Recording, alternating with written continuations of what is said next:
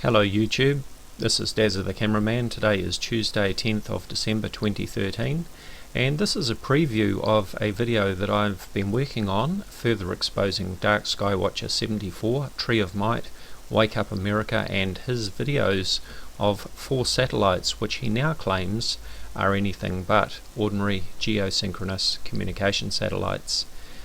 This is the video that he doesn't want you to see, or at least it's a preview to the video. We're going to look at some audio clips in this video, which will be further featured in the final video.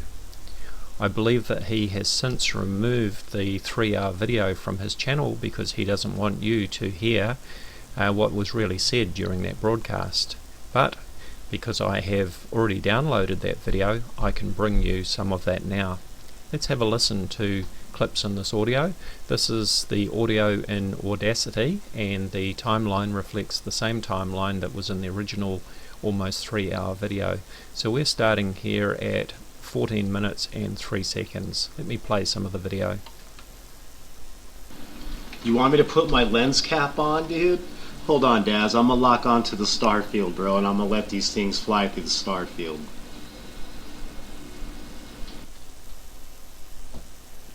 Is that good for you, bro? Now the reason that I asked DarkSkyWatcher74 to put his lens cap on was because I was surprised how incredibly accurate his telescope was tracking these 4 objects. Even with a well set up telescope you normally see a little bit of drift, but these objects didn't seem to be moving at all. As he explained, he was locked onto these objects, but they weren't moving at all, and I did wonder if they were hot pixels in his camera. By putting the lens cap on, that would prove whether the objects were real or not. But anyway, he changed the tracking and he was able to prove that these objects were indeed real. As it turns out, the reason why the tracking seemed to be so incredibly precise was because he had in fact turned his tracking off. These were geostationary objects that were not moving in the sky at all, and by turning off the tracking it meant that the objects appeared to be completely stationary, except of course when he adjusted his telescope up and down or left and right. Let's hear some more audio from the video. I'm sorry, Daz. I'm sorry that you think I'm like some bullshit astronomer dude on YouTube or whatever, bro, but I do know how to operate my scope. I do know what the hell I'm doing, contrary to what you believe, dude. And just because I don't come out there and get all technical and try and impress people with a bunch of big words and all kinds of bullshit doesn't mean I don't know what I'm doing, man. So if you find it hard to believe that I'm tracking this shit so accurately, dude, then welcome to reality, bro, because there it is. Now let's hear some more lies from DarkSkyWatcher74 as he claims that he was tracking these objects when in fact he had turned the tracking off on his telescope. No, I'm locking on to the objects and I'm tracking the same speed as the objects. If I don't keep up on the controller, then everything's going to slow down the way it is now, and then the star field's going to lock on and the objects are going to start to move the way that they're starting to appear on your screen right now. But if I give my telescope a little nudge, right, if I do this just right and I finesse it just right, like it's a woman, right, and I treat her right, then we're going to lock on like Donkey Kong. And there she blows right there, guys. Now we got the star field flying and we're tracking the objects at the same pace. Let me try and move them back a bit and center them though. Again, as I've already shown in my first 2 videos, and I will be showing in my next one, I will be demonstrating the fact that DarkSkyWatcher74's telescope's tracking was actually turned off and he was aimed at 4 geostationary objects in the sky that do not move. He is lying about tracking these objects. Let's hear DarkSkyWatcher's next response to me in the video. Well, dude, there's no need for you to come up in my room and tell me some stupid shit like, I can't believe you're tracking so accurately, dude, put your lens cap on. Just kick back, enjoy the show, dude, and if you can identify these things, Daz, please do, bro, because this is something I want to identify. If these are satellites that I'm tracking right here, I would like to know if they're satellites. If these are labeled objects, I would like to know which labeled objects they are. This is a serious moment. Right? I don't have time to be putting my lens cap on right now, dude, because I'm trying to track something. In his latest video, DarkSkyWatcher has made this statement in the introduction to his video. He says, "These are not geo-satellites as someone out there wants you to believe. The coordinates given during the chase sequence do not match up with any of the satellites given by the shill that claims to have identified them. When I call out 48 degrees, do not try to show me a satellite riding at 114 degrees and say that is what I am looking at. I call BS." In the audio of this video and in images in the next video, I will be demonstrating without any doubt that we were tracking the same objects and that they were in fact at 48 degrees as DarkSkyWatcher has claimed here. They were not at 114 degrees as he suggests. Let's hear some more audio from DarkSkyWatcher74's video. I mean, I would just really like to get these identified, dude. If I was kind of breezing through Starry Night, I just put it in the other day, dude. I'm really not too familiar with it, but I'm not seeing anything on my Stellarium, dude.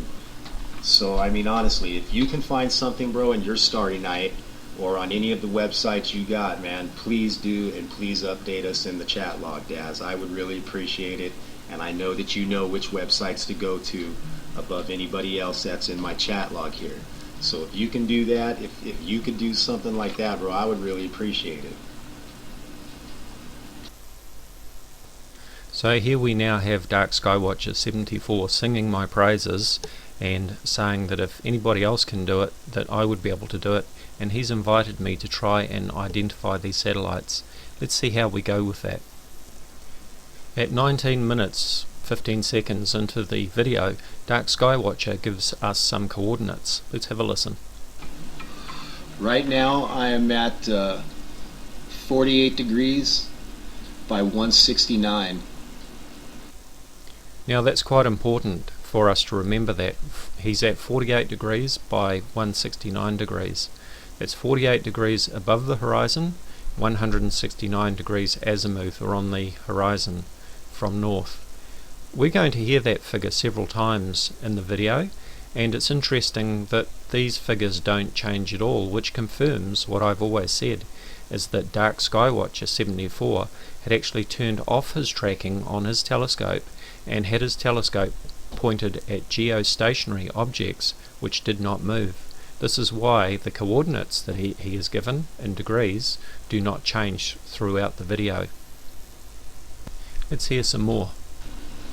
I'll give you, hold on, man, let me see if I'll pull up my controller here, get my right angles, my right ascension, declination. Alright, this is where my controller tells me I'm pointing at. This is where Stellarium tells me I'm looking in the sky, bro. My right ascension, I'm at 6 hours, 33 minutes, 14.4 seconds. My right ascension, I'm at 6 hours, 33 minutes, 14.4 seconds. Okay, so let's center those coordinates in Starry Night Pro. This is the equatorial J2000 right ascension and declination. We heard DarkSkyWatcher say that his right ascension was 6 hours, 33 minutes and 14.4 seconds. Next in the video we're going to hear him say that his declination is 5 degrees, 51 arc minutes and 53 arc seconds. So let's enter those. I noticed that although he said 5 degrees, he was actually incorrect. It was minus 5 degrees, something that is easy to overlook. So let's center on those coordinates and see how our view changes. Okay, that's going to zoom out. Then I'm going to have to zoom back in again. Now this red box is the approximate field of view of DarkSkyWatcher74's camera. This green circle, I'll just back that out a little bit, as you can see is a 1 degree diameter, so that gives you an idea of the field of view that we're looking at. And as we can see, the 4 satellites, EchoStar 17, Anik F1R, Anik G1 and Anik F1 are just outside of our field of view based on those coordinates but they're certainly within half a degree of the centre. As DarkSkyWatcher74 said himself in his video, because of the accuracy or inaccuracy of settings on the telescope, etc., we have to allow about 1 degree. Those were his own words. So here is 1 degree. I'm going to move that down, and those satellites are now in our box. I moved that about 1/4 of 1 degree. As we can see, I've got the right ascension and declination data up for the Anik F1R satellite, which is this one here. If we look at the box here, we can see Anik F1R, we can see the position in the sky, we can see the right ascension and declination J2000 data, and what do we see? 6 hours 33 14.4 seconds, which is exactly what DarkSkyWatcher had said. And we see that we've got a declination of -5 degrees, 36 arc minutes, 38 arc seconds, which I will come to shortly. Now back to DarkSkyWatcher's video. This is where he gives his declination, where he says, let's hear it. My declination, 5 degrees, 51 by 53. Okay, and as I explained, that the accuracy of that, apart from the fact that he has said 5 degrees instead of -5 degrees, which is incorrect, and if he checks his location of the Orion Nebula, he will find that it is in fact -5 degrees, not 5 degrees as he has stated here. But the difference in the declination here is within that 1 degree circle that I showed you just before. In fact, we've already looked at this, but let's just center those same coordinates again that DarkSkyWatcher74 has given us. That's 6 hours 33 minutes 14.4 seconds, right ascension, and declination of -5 degrees, 51 arc minutes and 53 arc seconds. Let's center again and see what happens to our satellites and where they are in relation to our approximate field of view given on the coordinates that DarkSkyWatcher has given us. So there we go, they've just gone up above the box. Starry Night is zooming out, and I'll just zoom back in again so we don't lose them. And we can see that allowing for, as DarkSkyWatcher says in his video, 1 degree of tolerance, we can see that our satellites are, let me have a look, turn on angular separation from the center of that, we are looking at almost 15 arc minutes. There are 60 arc minutes to 1 degree, so 15 arc minutes is 1/4 of 1 degree. So that's pretty good accuracy as far as I'm concerned. We can see that we're looking at the same objects at the same coordinates. There is no doubt about that whatsoever. Let's just move these back down so that they're in DarkSkyWatcher's field of view again. Remember, he was adjusting his telescope up and down and left to right as we were watching the video. But first, let's just jump back to where DarkSkyWatcher started off. He started tracking these objects in the Orion Nebula, which is M42. This would have been at 1:03 AM, his local time, Kingman, Arizona. And as we can see, we've got the 4 objects in the field of view at this time, which is when he started tracking them. This is the Orion Nebula, M42, and what do we see with the right ascension and declination data? We see that it's at 5 hours 35 minutes 8.5 seconds, and we see that the declination is given as -5 degrees, not 5 degrees, but -5 degrees, 25 arc minutes and 54 arc seconds. Let's hear what DarkSkyWatcher74 has to say. Dude, we found this by accident, bro. We were looking at Orion's Nebula, and we dropped below Orion's Nebula a couple degrees to look at a satellite cruising by, and then all of a sudden we had these things cruise by. And these aren't satellites, not as far as I'm concerned at this moment in time. I don't know of satellites that travel in clusters like that. It's just too close to have multi-million-dollar objects put into orbit with each other. I just don't believe that they do it. I've never heard of it. If they do it, I've just never heard of it. Well, I just guess this goes to show of DarkSkyWatcher74's inexperience. As I've said to him before, he really needs to take advice from other more experienced astronomers who know a little bit more than him.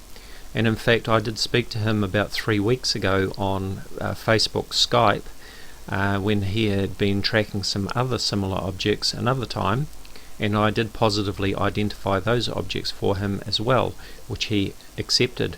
Now, if he's saying that he doesn't know about these things, then it is because he is not experienced as an astronomer and he has just not learned these things. Let's hear what else he has to say. We are now 30 minutes into his video, and it's interesting to hear that he says that these objects are still staying at 48 degrees. I have no idea where they're going. They're staying at 48 degrees and they're moving from south to east. No, they're not moving from south to east. They're actually staying exactly in the same place in the sky because they are geostationary satellites, and geostationary satellites don't move. They stay in the same place. That is why your satellite dish on the side of your house doesn't move. We are now 41 minutes into Dark Sky Watcher's video, and throughout the course of this video, or at least over the period of an hour that I was involved, DarkSkyWatcher74 gave me a number of markers in the forms of stars that I could find in my starry night, so that I could actually track and locate where these objects were.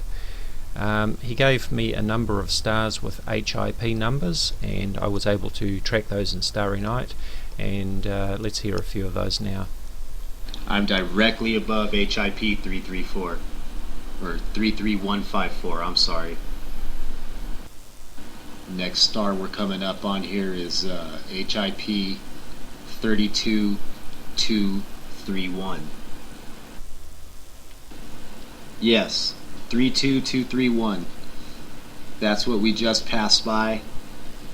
Let me see what we're coming up on. Right now I'm underneath HIP 33406. I have, I'm going to pass right in between. On the bottom is going to be HIP 33723. Now let's listen very carefully to what DarkSkyWatcher74 says next. Above it is going to be HIP 33719. I'm going to pass right between those. Dark Sky Watcher just told us that we're going to pass directly between HIP 33719 and HIP 33723. And where are our satellites? Right where he said that they would be. This positively identifies these 4 objects as the 4 satellites that I have identified. Now, I don't want to make this video too long. It's already much longer than I'd hoped to start with. It was supposed to be a brief outline.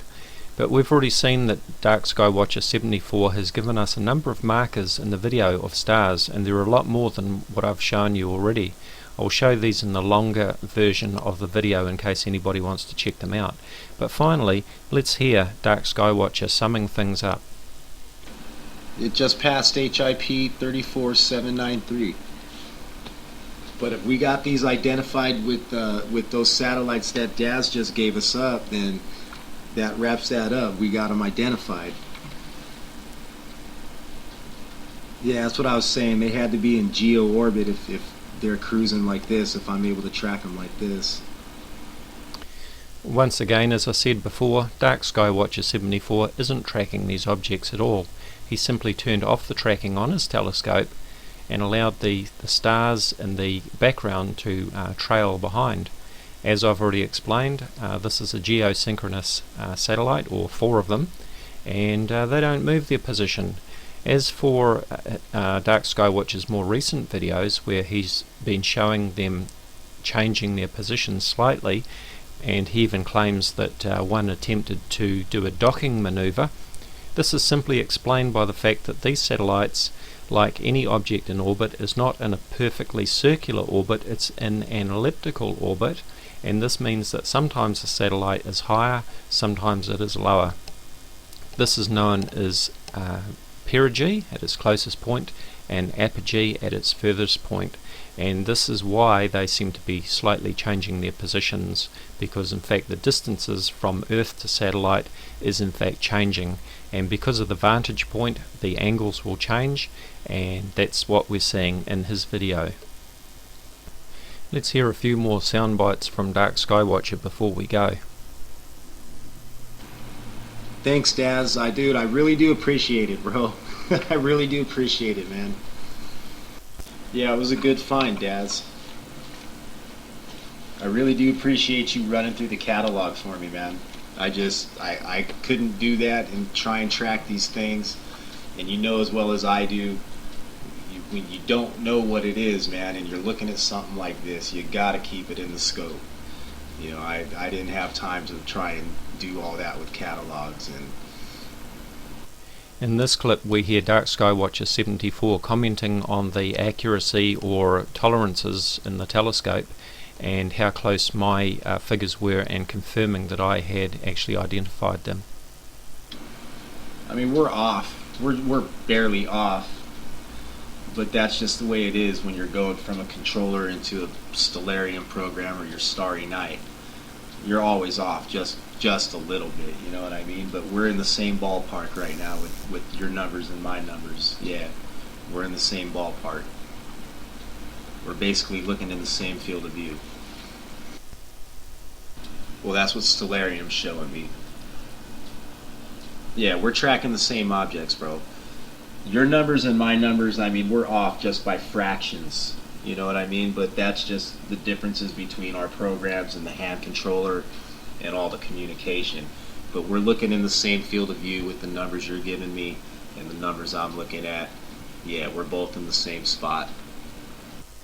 In this clip we hear DarkSkyWatcher74 talking to Heidi, another viewer on his Ustream feed. Let's have a listen to what he says. It's always fun, Heidi.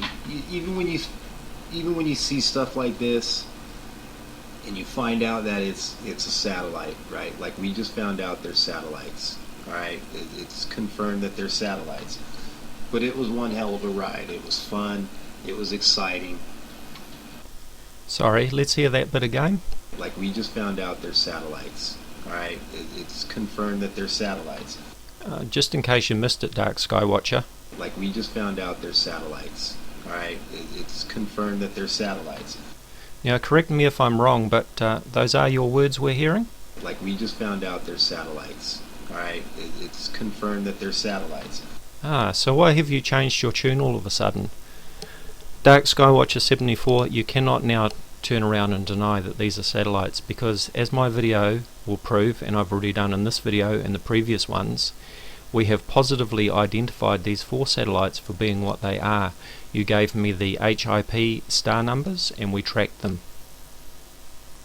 Yes, you remember all those HIP star numbers from 32979 to 32990, 33154, 33231 and so on, and what do we find?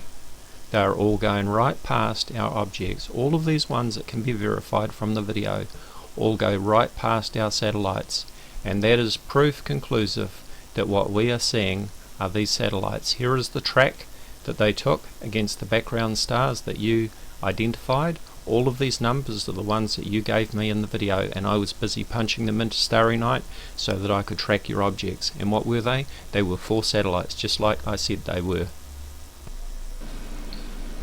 Alright, take it easy, Daz. Thanks for doing that for me, bro. I really do appreciate that. Hey, no problem, Dark Skywatcher74. Anytime you like, I'm always happy to debunk your videos and your crazy claims about UFOs and Nibiru and all this nonsense, and Saturn tilting on its edge, especially when you've stolen images from another observatory. No problem at all. Anytime you like. And the final word goes to Dark Skywatcher74, of course. Let's hear what else he has to say just finally. Oh, that was a fun ride, Robert. I had someone else that I know got up in here that's knowledgeable. Damn right. That was helping me out because I was busy tracking. Useless. With the telescope. He was doing some digging through the files because I couldn't find any objects in my Stellarium. He couldn't find any in his Starry Night. So he ended up downloading the entire catalog. and we finally identified them as a grouping of satellites in geosynchronous orbit. I have the names of them somewhere in here. I saved them somewhere, but it was a fun ride, man. Even though they ended up being satellites, it was awesome, dude. You know what I mean? It's always fun. I think you're onto something big. You know, it doesn't matter if it turned out to be satellites or whatever, man. It was still fun for me. And let's not forget this little discussion between myself and DarkSkyWatcher74, TreeOfMight, also known as Wake Up America, on his Facebook page. I sent him a message and I asked him, "Hey dude, how come you have made no mention of the fact that these 4 objects were positively identified during your Ustream broadcast?" I identified these 4 objects as being 4 geosynchronous satellites: EchoStar 17, Anik F1R, Anik G1 and Anik F1. You even agreed with my findings because I was able to tell you the right ascension, declination and altitude azimuth coordinates of these objects, and you confirmed that the data I gave you was the same as your telescope settings. So why have you not mentioned this information? Are you deliberately trying to make this sound more mysterious than it really is? Why are you hiding the truth about the identity of these objects? Why haven't you given the data in the description of your video? By the way, these 4 objects were not in deep space, as your title suggests. They are in geosynchronous Earth orbit of approximately 37,000 kilometers altitude. And of course, DarkSkyWatcher74, TreeOfMight, replied, because it's in the 3-hour video that we identified them. Would that be the 3-hour video that has been deleted from DarkSkyWatcher's channel? And he goes on to say, I mean, come on dude, you can't burn people right off the bat with that. You gotta let them take a ride for a little bit and enjoy it. It is in the video that they were identified as satellites, so don't worry, no one is duping anyone. Really. So if you're a subscriber of DarkSkyWatcher74, TreeOfMight or Wake Up America on Facebook, do you enjoy being taken for a ride, as he says here? Do you enjoy DarkSkyWatcher laughing in your face so that he can talk up his videos and earn more views? Because for DarkSkyWatcher, because he's monetized his videos, more views means more money for him. And we know that he's got a PayPal button on his Ustream channel and on his YouTube channel because he wants to buy more gear. So he's laughing in your face, and he's laughing all the way to the bank by talking up these videos and making them into things that they're not, just so that he can get more views. If I was a subscriber of DarkSkyWatcher74, TreeOfMight, I think I would be rethinking my support of him, knowing that he has lied to me. Alright, take it easy, Daz. Thanks for doing that for me, bro. I really do appreciate that. You're welcome. Anytime, bro. Anytime. As always, do check out my Facebook discussion page, Voices of Reason to Explain X or VORTEX. You'll find a link in the description area. Thank you for watching.